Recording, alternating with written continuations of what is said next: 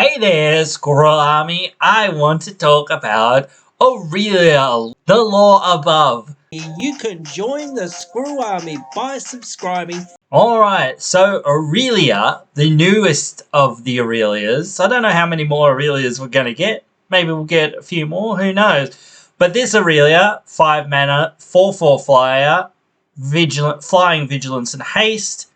So, getting haste there, that's real nice. I really like a lot of cards that have haste. I don't really like not getting immediate value out of my cards because that's kind of the way Magic's kind of been going nowadays. Now that this said, this is a legendary creature, so this could be your commander.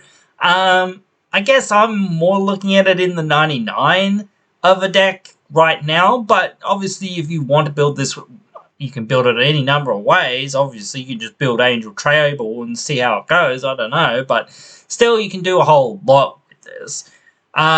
Because whenever a player attacks with 3 or more creatures, you draw a card.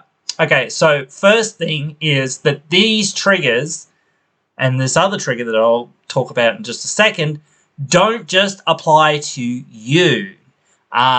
So these are pretty powerful when people are attacking, and that's the thing, like, people forget that this is actually a mechanic in the game sometimes, I think, or at least the people that are playing in the higher power level tables do, and whatnot. They forget that casual Magic most of the time is a format where people attack each other and all that kind of stuff, and plus this can attack straight away, so that can be one of your attackers.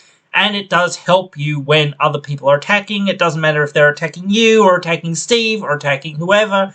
If they're attacking with 3 or more creatures, you get to draw a card. And if they're not attacking with 3 or more creatures, then you've kind of got that little bit of benefit. And again, those creatures can be attacking any which way. So one creature can be attacking Steve, or one can be attacking you, or one can be attacking, Flibbleflip or whoever or whatever, Like, so it doesn't matter how people attack with these creatures. It just matters the number of creatures that people attack with, nor who it is, again, as I sort of said. So it doesn't matter if you attack with them, or Steve attacks with them, or Flibbleflip, or whoever, or whatever.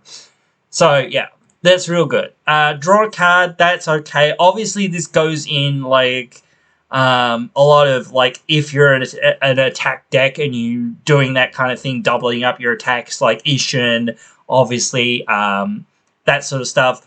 But yeah, like, it goes in those sorts of decks. So it's tough to sort of see it as its own card, but it is certainly a powerful card on its own in that regard, and you can do a lot with it, so just taking extra combats and things like that. That's kind of where I'm looking at putting it.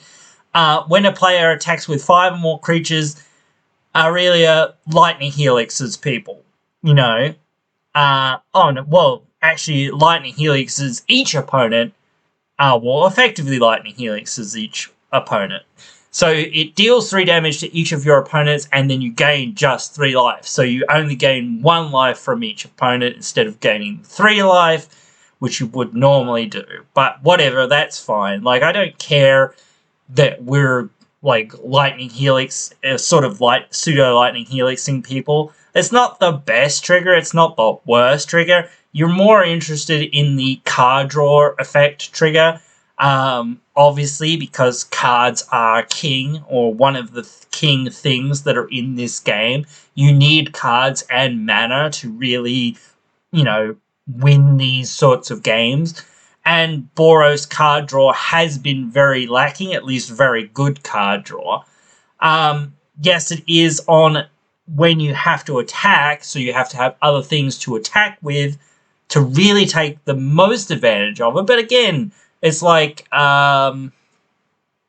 Mangara the Diplomat, where, like, you get this benefit even if other people are attacking. So you could almost, like, play this, like, as a go deck, or a forced combat, or, a group combat sort of deck where you're giving out all these benefits to your opponents and whatnot for attacking your other opponents and whatnot.